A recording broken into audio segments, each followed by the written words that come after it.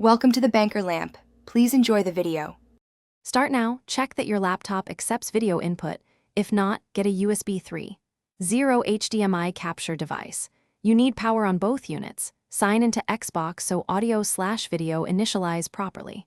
Plug the HDMI cable from the Xbox into the capture device, then attach the capture device to your laptop's USB 3.0 port. Once done, install any capture drivers your device requires. This ensures stable frame rate and correct resolution for recording or streaming. With hardware connected, open your capture software and add a new video capture source for the device. This is how the laptop receives the console's signal.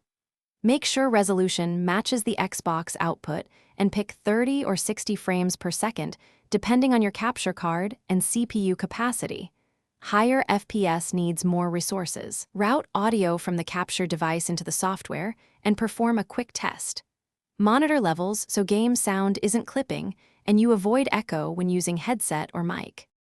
Finalize by arranging your scene. Add overlays, webcam, and set output bitrate appropriate for your resolution and upload speed. Start a local recording or private stream and check latency. If audio appears out of sync, use the software's audio delay feature to align it. Make sure to save your profile so settings persist. If you encounter no signal, first swap HDMI cables and try a different USB 3.0 port or another capture app. Faulty cables or ports are the most common culprits.